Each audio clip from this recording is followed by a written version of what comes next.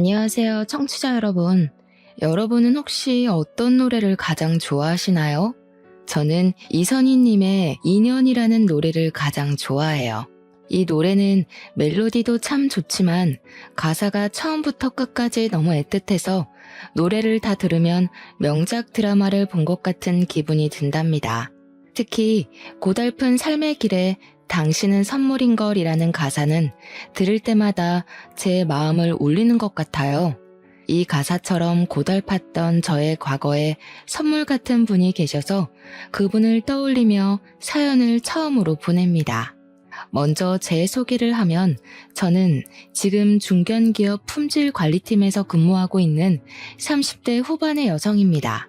저는 대학교를 졸업하고 24살에 이 회사에 입사하게 되었는데 일이 힘들기는 하지만 나름대로 보람도 있고 재밌더라고요. 그래서인지 남들보다 진급도 빨랐고 제가 갓 30살이 되었을 때는 과장으로 승진했어요. 이렇게 일하는 재미에 푹 빠져 사느라 연애와 결혼은 생각도 하지 않고 살고 있었습니다. 제가 가장이 되고 나서 얼마 후 회사의 신입 남자 직원 김인철이라는 분이 새로 들어왔어요. 인철 씨는 성격이 꽤 밝았고 주위 분위기를 밝게 만들어 다른 사람들을 웃게 하는 사람이었습니다. 게다가 일하는 눈치도 빨라서 하나를 가르쳐주면 열을 해내는 사람이었죠. 저는 인철 씨에게 일을 알려주며 친해지게 되었고 점점 회사 일뿐만 아니라 개인적인 일들도 공유하는 사이가 되었습니다. 우리는 둘 다 외동이었고 부모님과 함께 사는 데다가 같은 아파트 단지에서 살고 있었어요. 그 덕에 출퇴근도 같이 하고 가끔 술 생각이 나면 부담 없이 단지 내 편의점에서 맥주도 한 잔씩 했답니다. 그러면서 서로의 생활 방식이나 집에 관한 이야기도 나눴는데 인철 씨는 주말 오전에는 항상 어머니와 함께 교회에 갔어요. 어머니는 독실한 교회 신자이지만 크게 강요를 하시지는 않는다고 했고 인철 씨는 어린 친구들과 놀기 위해 교회에 다녔는데 어찌어찌 하다 보니 지금까지 교회에 다니게 되었다고 했습니다. 그러면서 자신이 매주 교회에 가긴 하지만 딱히 믿음이 있는 것은 아니라고 했어요. 저와 인철 씨는 주말 오전이 아니면 밖에서 종종 따로 만났고 이러한 시간이 쌓여서 자연스레 이성적인 호감이 생겼습니다. 그리고 1년의 연애 끝에 결혼까지 생각하게 되었죠. 먼저 제가 예비 시부모님께 인사를 드리러 가게 되었습니다. 예비 시아버지는 인자하시고 유머러스 하셨지만 예비 시어머니는 표정이 그다지 밝지 않으셨어요. 그날 예비 시어머니는 저에게 딱 하나만 물어보셨는데 그것은 바로 제가 태어난 날짜와 시간이었습니다. 분명 교회에 다니시는데 사주를 보시려는 것처럼 물어보시니 왜 물어보시냐고 정중하게 물었어요. 그런데 그냥 궁금해서 물어봤다고 하시더라고요. 그 뒤로는 표정이 그다지 좋지 않으셔서 마음에 걸렸죠. 그래도 제게 싫다고는 이야기하지 않으셔서 원래 조금 낯을 가리시는 성격이라고 생각했습니다. 이어서 예비 남편이 우리 집으로 인사를 왔는데 우리 부모님은 제가 평생 혼자 살 줄 알았는데 더 늦기 전에 구제해줘서 고맙다고 하며 예비 남편을 두 팔 벌려 반기셨어요. 그리고 우리는 예비 시할머니께도 인사를 드리러 갔습니다.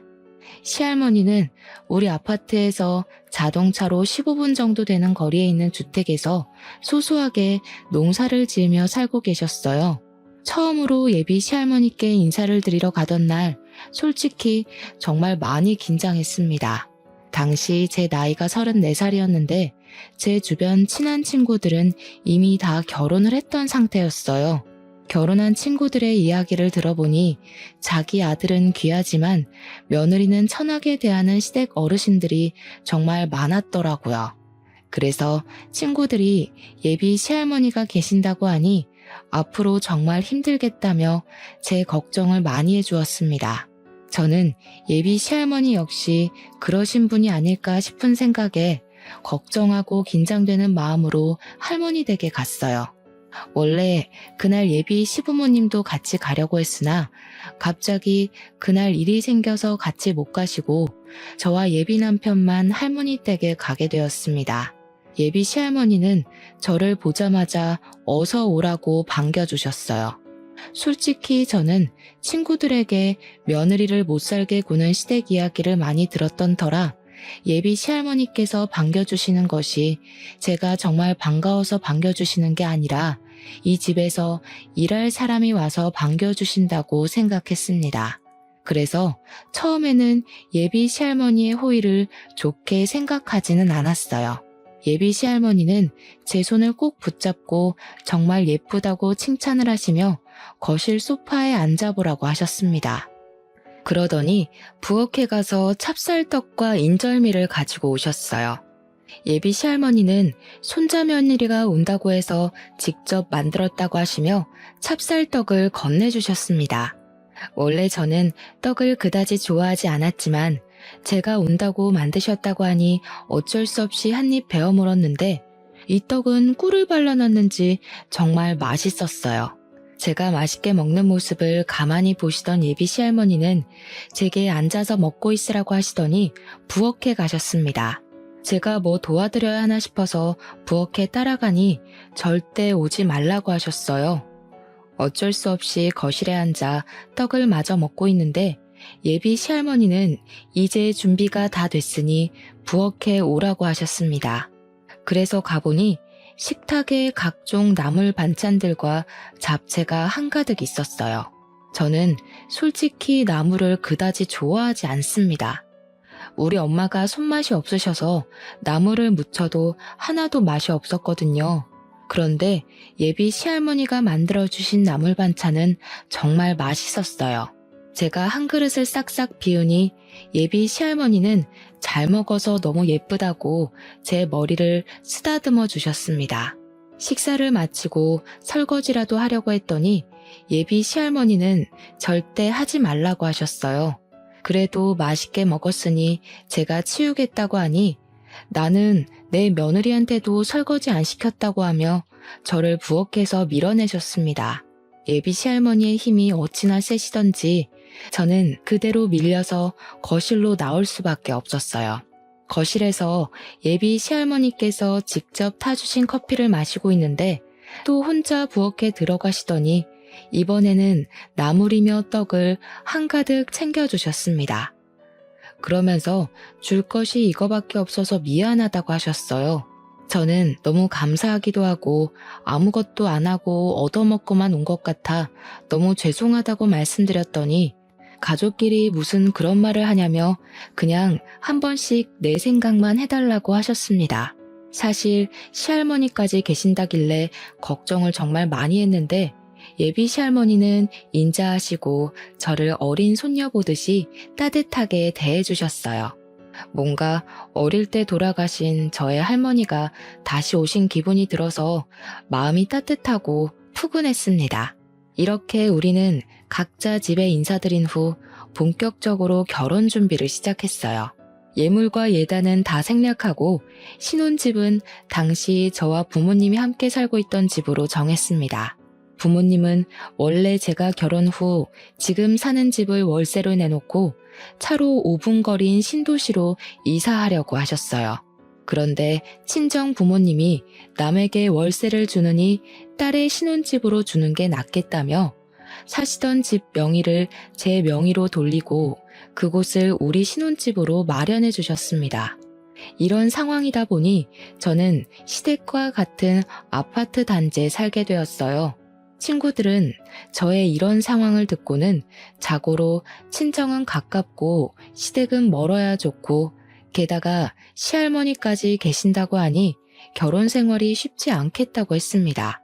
하지만 첫 인사를 드리러 갔을 때 예비 시아버지는 정말 인자하시고 좋으셨고 예비 시어머니는 딱히 저를 완전히 반기시지는 않았지만 그래도 말이 많으신 분은 아닌 것 같기에 괜찮을 것 같았어요. 게다가 예비 시할머니는 한 번 뵙기는 했지만 정말 좋아 보이셨기에 큰 문제가 없을 것으로 생각했습니다. 그 뒤로 우리는 문제없이 결혼 준비를 하고 결혼식 신혼여행까지 성황리에 마쳤어요. 그리고 결혼 후 시댁에 처음으로 가게 되었습니다. 시댁에 갔는데 시아버지는 아직 회사에서 퇴근하시기 전이셨고 시할머니는 시댁으로 오고 계시는 중이라 시어머니만 계셨어요. 신혼여행은 잘 다녀왔니? 너는 이제 이 집의 며느리가 되었으니 얼른 아들부터 낳아야 한다. 아들을 낳아서 양반집 김씨의 대를 이어야지. 안 그러니?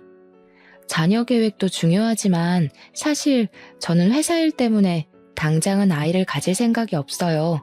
자녀는 저와 남편이 회사 일이랑 잘 생각해서 천천히 가지도록 하겠습니다. 이게 아주 큰일 날 소리를 하는구나. 빨리 아들을 가져야지. 안 되겠다. 빨리 아들이 생기도록 기도라도 해야겠어. 시어머니는 교회를 다니지도 않는 제게 아들을 빨리 갖게 해달라고 기도를 해야 한다며 제 앞에서 무릎을 꿇고 제 손을 잡고 앉아서 아들을 얼른 갖게 해달라고 기도를 시작했습니다. 남편도 제 옆에서 무릎 꿇고 기도를 했고 분위기가 이러다 보니 저도 얼결에 같이 기도를 했어요. 기도를 마친 후 시어머니는 아들을 가지기 위해 최선을 다하라고 신신당부를 했습니다. 그리고 잠시 후 어머니는 결혼 후 정식으로 시댁에 처음 왔으니 이제 밥을 먹게 음식을 차리라고 하셨어요. 사실 저는 부끄럽지만 결혼 전에 밥을 해본 적이 없습니다. 우리 친정은 다들 평일에는 회사에서 일하느라 집에서 밥을 먹지 못했고 주말에는 외식이나 배달 음식을 먹었어요. 어쩌다가 엄마가 찌개 같은 것이라도 끓여서 밥을 먹게 되더라도 전자레인지에 돌리면 바로 조리가 되는 즉석밥을 주로 이용했습니다. 그렇기에 저는 한 번도 쌀을 밥솥에 넣어 밥을 해본 적이 없었어요. 그래서 요리에는 그다지 소질이 없는데 갑자기 요리하라니 너무 황당했고 뭘 어떻게 시작해야 할지 몰라 가만히 있을 수밖에 없었습니다. 원래 우리 집은 풍습이 며느리들이 처음 시댁에 오면 음식을 직접 해서 어른들에게 요리 실력을 검사받는단다. 새로 들어온 며느리의 요리 실력을 알아야 살림을 어떻게 가르칠지 판단을 할 수 있지 않겠니? 그러니 너도 빨리 주방으로 들어가서 얼른 밥이랑 반찬이랑 국이랑 좀 끓여봐. 뭐든 해오란 말이다. 시어머니의 황당한 말에 남편은 그냥 가만히 구경만 하고 앉아 있었습니다.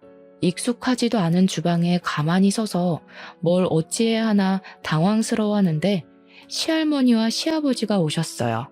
시할머니는 제가 저번에 좋아했던 밑반찬을 가득 들고 오셔서는 당분간 회사 일하고 집 정리하느라 밥 제대로 챙겨 먹기 힘들 테니 이 반찬들 먹으라고 하셨습니다. 그리고 시어머니에게는 내 손자 며느리한테 시집살이 시키려거든 가만히 안 둔다고 하셨어요. 그러면서 오늘은 손자 며느리가 생겼으니 외식하자고 하셨습니다.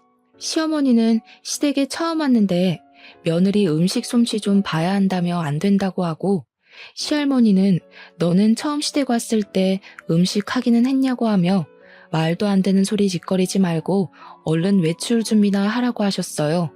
결국 시할머니의 말씀에 우리는 외식을 하게 되었습니다. 우리 예쁜 며느리 덕에 좋은 음식을 다 먹네. 고맙다. 우리 며느리, 우리 이렇게 가족이 되었으니 앞으로 잘 지내보자. 그래, 우리 그렇게 꽉 막힌 사람들도 아니니 앞으로 가족으로서 재밌게 잘 지내자. 힘든 일 있거나 인철이가 괴롭히면 꼭 나한테 말해. 내가 인철이 아주 눈물 쏙 빠지게 혼내주마. 인철이 너 혜정이 괴롭히면 이 할미가 가만히 안 둔다. 원래 처음에는 며느리가 직접 차려준 밥을 얻어먹어야 한다는데 혜정이 넌 할머니 계셔서 참 좋겠다. 너는 처음에 밥상 차렸니? 밥도 제대로 못 앉힌 주제에 무슨 말이 그리 많아. 어디서 지금 시애미질 하려고 드냔 말이다. 내가 언제 너한테 시애미질 했니? 물론 그건 아니지만 그래도 할 도리는 해야죠. 도리? 너는 기본 도리는 다 했고 어디 한번 너에 대해서 이 자리에서 읊어주랴? 내가 너 많이 참고 있는 거 알지? 시할머니가 언성을 높이시며 하시는 말에 시어머니는 아무 말도 하지 못하고 가만히 있었습니다. 솔직히 시댁에 처음 오자마자 아들 낳으라고 하고 밥상 차리라고 다그치던 시어머니가 좋지는 않았지만 그래도 시할머니와 시아버지가 든든한 제 편이 되어주는 것 같아 좋았어요. 그렇게 외식을 마치고 집에 가는 길에 곰곰이 생각해보니 집에서 가만히 있던 남편에게 서운한 감정이 들었습니다. 제가 남편에게 아까는 너무 서운했다고 하자 그 자리에서 저를 두둔하면 앞으로 어머니가 저에게 시집살이를 시킬 것 같아서 일부러 그랬다고 했어요.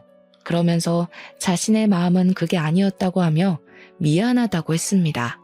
아까 그 자리에서는 화가 많이 났지만 남편이 진심으로 미안하다고 하니 또 마음이 사르르 풀려서 다음부터는 잘하라고 하고 말았어요. 그리고 결혼 후 첫 주말이 되었습니다.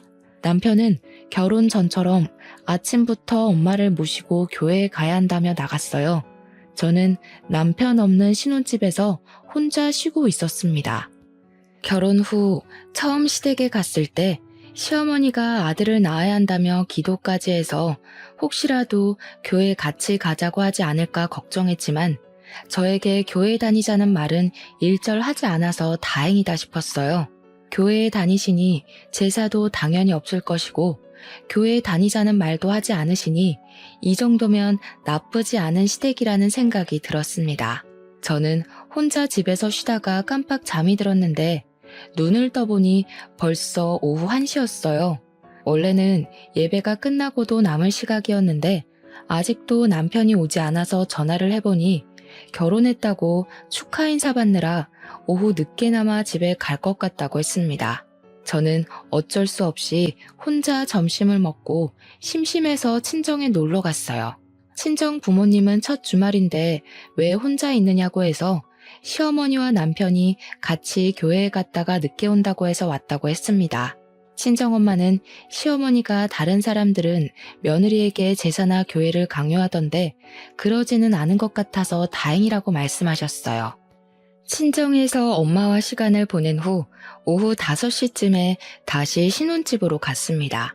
집 앞에는 남편과 시어머니가 이제 막 와서 주차장에 차를 주차하고 있었어요. 시어머니는 저를 보자마자 집에 있지 않고 혼자 어디 갔다 왔냐고 물으시길래 할 일이 없어서 친정에 다녀왔다고 했습니다. 이게 결혼한 지 얼마나 됐다고 벌써 친정행이야? 제정신이야? 네? 여자는 결혼하면 친정 가지 말라는 법이라도 있나요?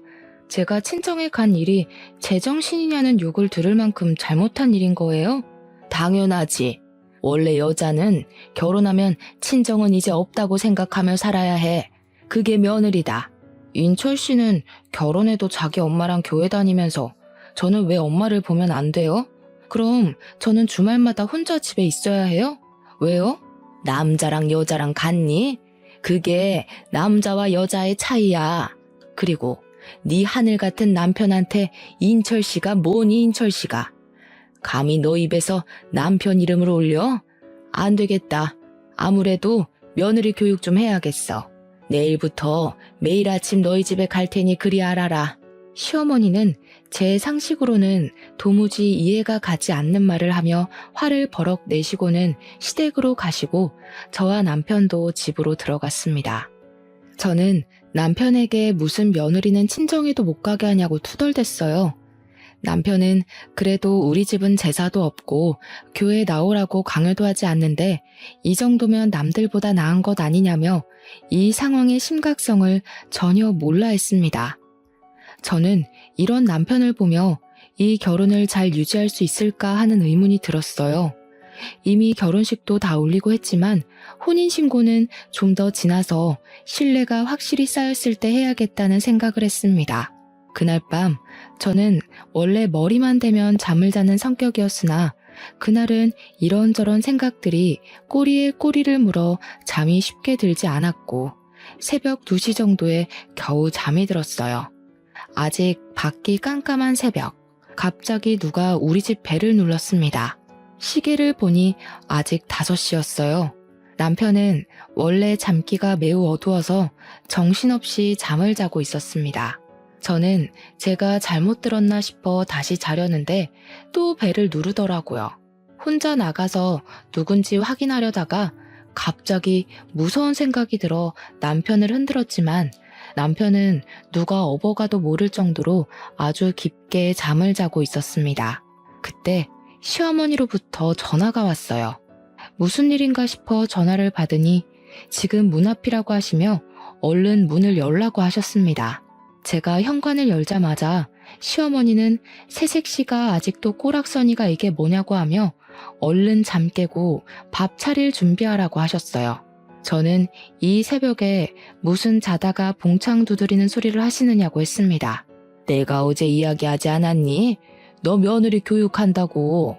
대단한 김씨 가문의 며느리가 됐으면 새벽부터 일어나서 바깥일하는 김씨 가문을 위해 아침상을 대령해야 해. 그야 여자들은 집안일만 하던 옛날 이야기죠. 지금은 여자도 남자처럼 똑같이 일하는 시대잖아요. 저도 같이 일하고 엄밀히 따지면 제가 인철 씨보다 더 많이 돈도 받아요. 그런데 제가 왜 남편 아침상까지 차려야 하죠? 그래봤자 넌 여자일 뿐이야. 잔말 말고 얼른 쌀이나 씻고 밥 차릴 준비나 해. 시끄러운 소리에 남편이 큰 방에서 나왔는데 시어머니는 남편에게 얼른 들어가서 잠을 마저 자라고 하고 큰방 문을 닫아버리셨습니다. 그리고서는 저를 주방으로 밀어넣고 쌀을 먼저 씻으라고 하셨어요. 얼결에 쌀을 씻기는 했는데 솔직히 결혼 전에 쌀을 씻을 일이 없던 제가 능숙하게 쌀을 씻을 수가 있겠어요? 쌀을 씻다가 다 흘려버리니 시어머니는 제 등을 때리며 쌀도 제대로 못 씻는 년이라며 잔소리를 하셨습니다. 그렇게 저는 시어머니한테 혼나면서 6시까지 아침상을 차렸어요. 6시가 되자 시어머니는 남편을 깨우고 저는 출근 준비를 해야 한다고 하고 화장실로 들어갔습니다. 화장실에 들어가니 남편과 시어머니는 하하호호 난리가 났고 그 소리를 듣자니 너무 화가 났어요. 일단 오늘은 회사에 가야 하니 그냥 넘어가는데 앞으로 이 난관을 어찌 헤쳐나가야 할지 앞날이 깜깜했습니다. 답답한 마음을 안고 회사에 출근했는데 그날은 새벽부터 날벼락을 맞아서인지 아니면 오랜만에 출근해서인지는 모르겠지만 정말 피곤했어요. 그렇게 피곤한 하루를 마치고 남편과 같이 퇴근하고 집에 오니 집 앞에 시어머니가 기다리고 있었습니다. 남편은 왜 기다리고 있었냐고 하며 제 앞에서 저의 의견은 묻지도 않은 채 시어머니한테 현관 비밀번호를 알려주었어요. 저는 남편에게 머리 끝까지 화가 나서 옆에서 노려봤습니다. 갑자기 날 왜 째려봐? 내가 뭐? 우리 아들이 집 비밀번호 알려줬다고 그러니? 집에서도 이러니 회사에서는 얼마나 우리 아들을 잡을꼬. 하여튼 진짜 마음에 안 들어. 우리 아들 잡지 마. 옛날에는 아내가 남편 얼굴도 감히 못 봤다. 어디서 감히 남편 얼굴을 째려보고 있어? 그건 그렇고 잠깐 여기 앉아봐라. 이 종이 한번 읽어봐. 시어머니는 저에게 종이 한 장을 건네주며 읽어보라고 했습니다. 종이에 적힌 내용은 다름이 아닌 아들 갖는 비법이었는데 그 내용이 너무 황당했어요. 남자는 고기 위주의 식사를 하고 여자는 채식 위주의 식사를 해야 하고 남자는 커피를 많이 마셔도 상관없지만 여자는 커피를 마시면 안 된다고 적혀 있었습니다. 그리고 새벽 3시 이후에 잠자리를 가지면 아들을 가질 확률이 높고 아들을 낳으려면 남자가 피곤하면 안 되니 집에서 남자는 집에서 절대 휴식을 취해야 한다고 적혀 있더라고요. 시어머니는 제게 이제부터 이거를 무조건 지켜서 아들을 낳으라고 하셨습니다. 그러면서 우리 아들 피곤하면 아들이 생기지 않으니 남편에게는 얼른 씻고 쉬라고 하고 저에게는 아침 먹은 설거지 얼른 치우고 집 정리하라고 하시고는 가셨어요. 저는 설마 하는 마음에 주방에 가보니 아침에 시어머니와 남편이 먹은 음식 잔재가 그대로 있었고 그 광경을 본 저는 남편에게 네가 먹은 것이니 설거지를 하라고 시켰습니다. 하지만 남편은 아까 엄마 말 듣지 못했냐며 아들 낳으려면 자기는 쉬어야 하니 집안일 시키지 말라고 하며 방에 들어가서 자더라고요. 결국 저 혼자 그 많은 설거지를 하고 짜증나는 마음에 맥주 한 잔을 마시고 잠이 들었습니다. 다음 날 한창 잠을 잘 자고 있는데 새벽에 또 전화가 왔어요. 시간을 보니까 새벽 3시였고 전화 온 사람은 시어머니였습니다. 저는 핸드폰에 찍힌 시어머니라는 단어를 보는 순간 너무 짜증이 나서 전화를 거절했어요. 그랬더니 바로 또 전화가 오길래 도대체 무슨 일인가 싶어 일단 전화를 받았습니다. 지금 새벽 3시야. 얼른 인철이 깨워서 잠자리 가져라. 지금 해야지 아들이 생긴단 말이다. 알겠니? 이따 집에 가서 확인할 거야. 시어머니는 새벽 3시부터 전화해서 아들을 가져야 한다고 남편을 깨워서 잠자리를 가지라고 했습니다. 아니, 아들을 갖는 것이 저 혼자 노력해서 될 일도 아니고 이런 거는 아들을 갖는데 필요한 염색체를 가진 자기 아들에게 말해야지 저한테 시키는 것은 또 무슨 경우랍니까? 저는 시어머니의 말이 너무 황당해서 그냥 전화를 끊고 다시 잠을 청했어요. 그리고 잠시 후 집에 시어머니가 들이닥쳤습니다. 어제 남편이 알려준 비밀번호를 열고 들어온 거예요. 그때 시간이 새벽 5시였고 깊은 잠을 자던 저와 남편을 보더니 시어머니는 기겁하며 저를 거실로 데리고 나갔습니다. 왜 잠자리를 안 가졌어? 얼른 아들을 낳아야 할 것 아니냐? 저는 아직 아이 가질 생각 없어요. 그리고 제가 무슨 아들 낳으려고 결혼한 것도 아니고 왜 이리 아들을 가지라 말아요. 2년이 결혼했으면 아들을 얼른 가질 생각을 해야지. 네가 결혼하면서 우리 집에 해준 것도 없는데 아들이라도 낳아야 할 거 아니냐? 제가 왜 한 것이 없어요? 이 집 우리 집에서 해주신 거 잊으셨어요? 고작 이딴 허름한 집 따위 하나 해줬다고 유세냐? 내 참 어이가 없어서. 네가 솔직히 얼굴이 이쁘기라냐 집이 재벌집이기라냐. 다른 며느리들처럼 사근사근한 것도 아니고 나이가 어린 것도 아니고 하나부터 10까지 다 맘에 안 들었지만 그래도 나 다 참고 아들 낳을 사주라고 해서 결혼시켰다. 그럼 빨리 네가 아들을 낳아야 할 것 아니냐? 네?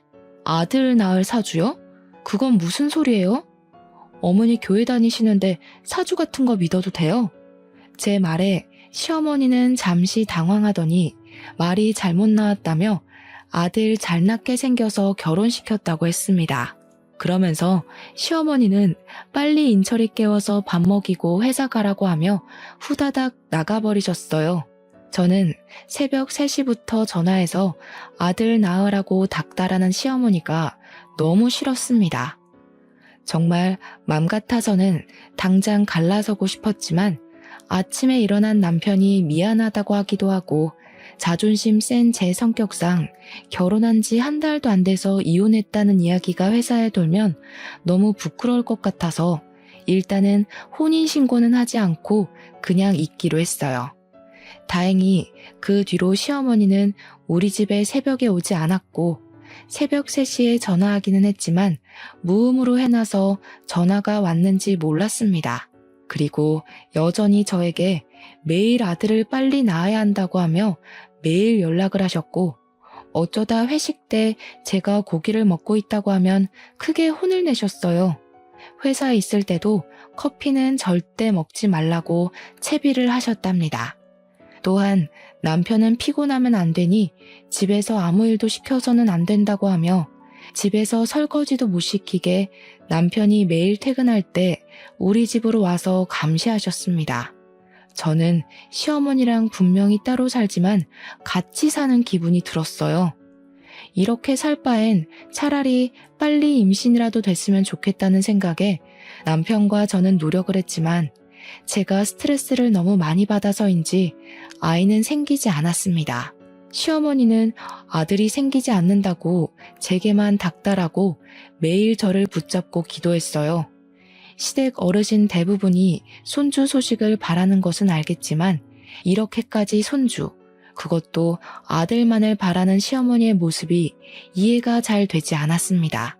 또 이렇게까지 강요하는 시어머니 때문에 스트레스를 너무 많이 받아서인지 잠도 잘 못 자고 뭔가 항상 불안하고 초조했어요.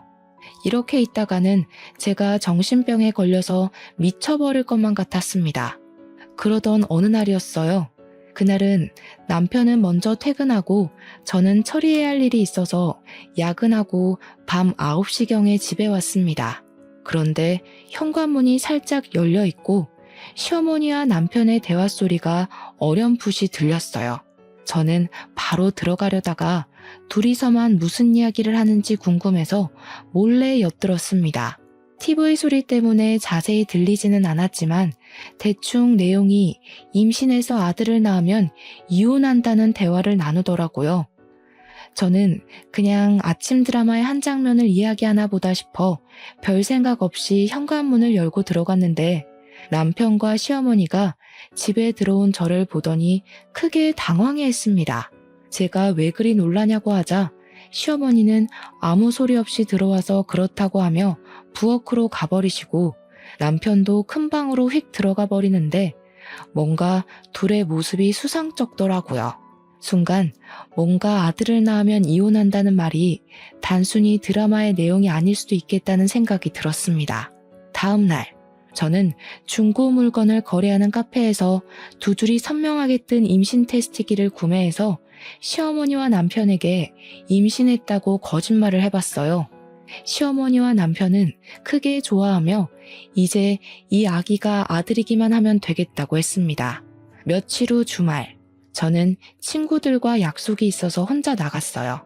원래는 저녁까지 먹고 올 생각이었으나 친구의 아기가 갑자기 열이 난다고 해서 생각보다 일찍 헤어졌습니다. 헤어지긴 했지만 벌써 집에 들어가고 싶지는 않아 혼자 집 근처 카페로 들어갔어요. 그런데 카페에 들어가 보니 시어머니와 남편, 그리고 웬 젊은 여자가 있더라고요.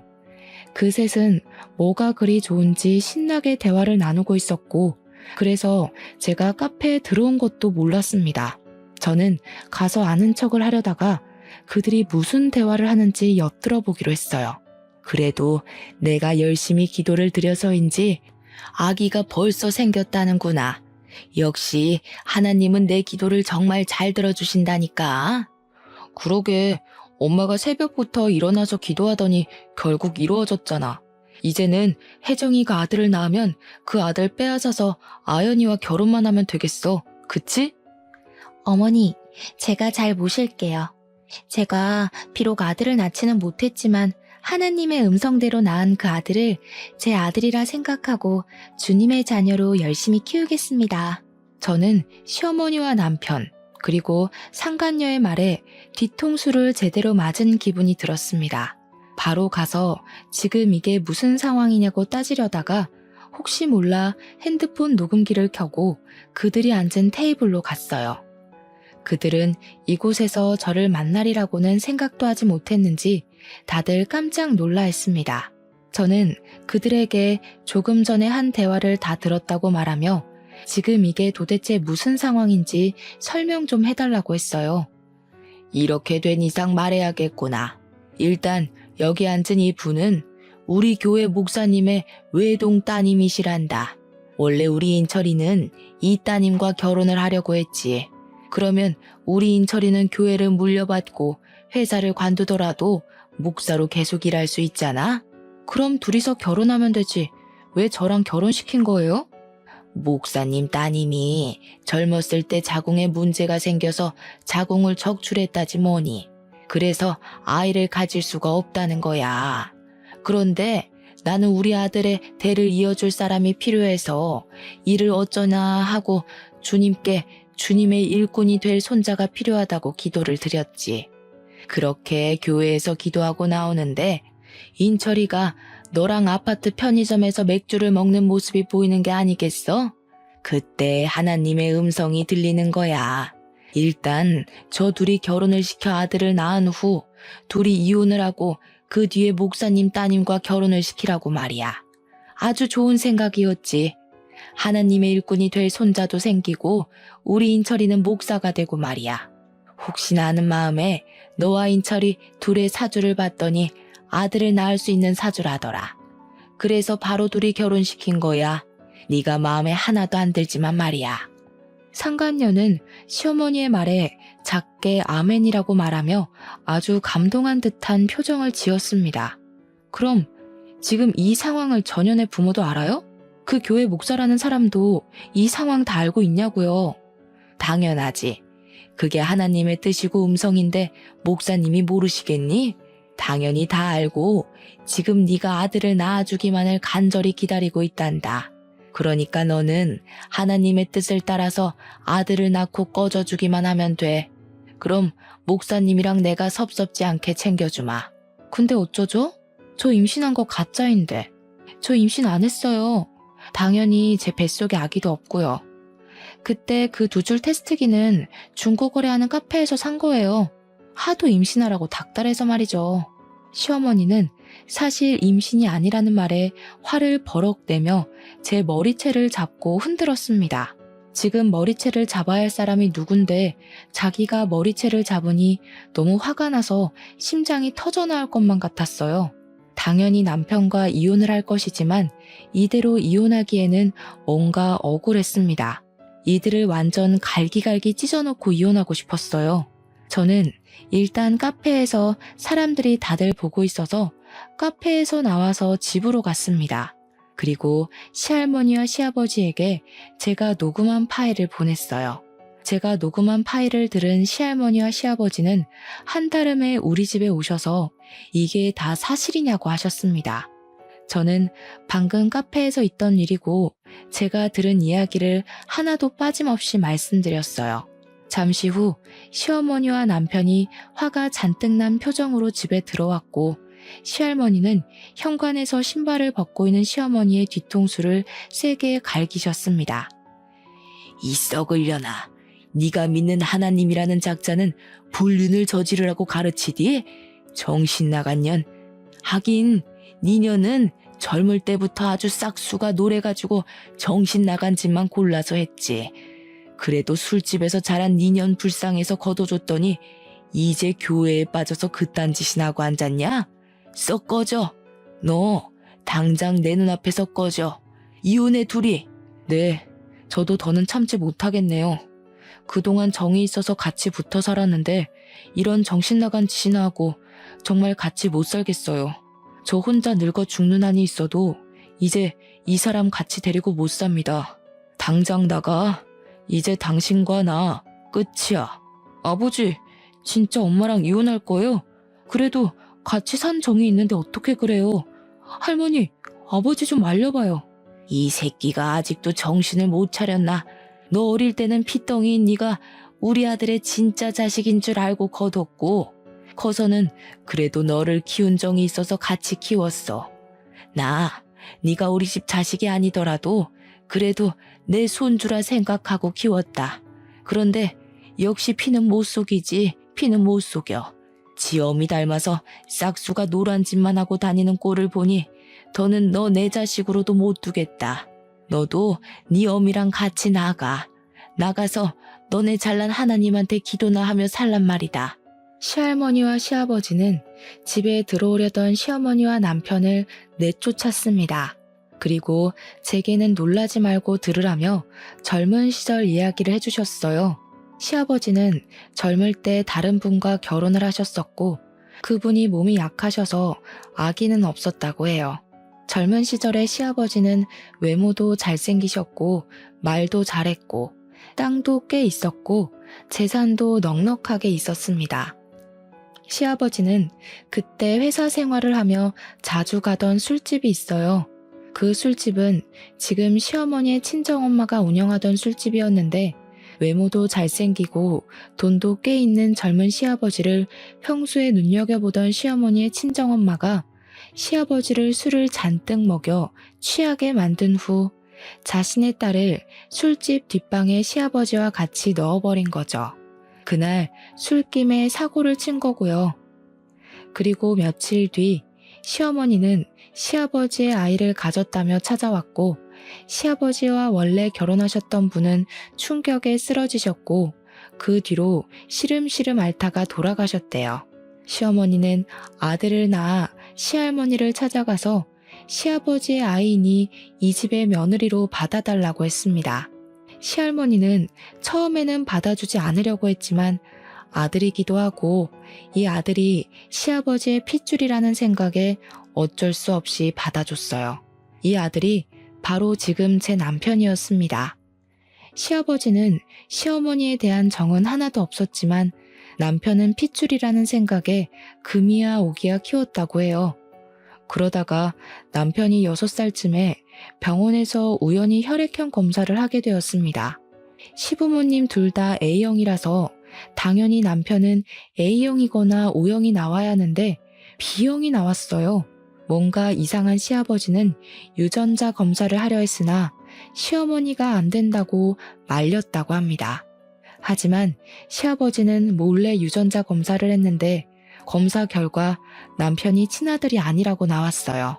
집안이 뒤집히고 이혼하려 했으나 고작 6살밖에 되지 않은 어린 남편이 불쌍하기도 했고 그동안 기른 정 때문에 그냥 눈 감고 살게 되었습니다.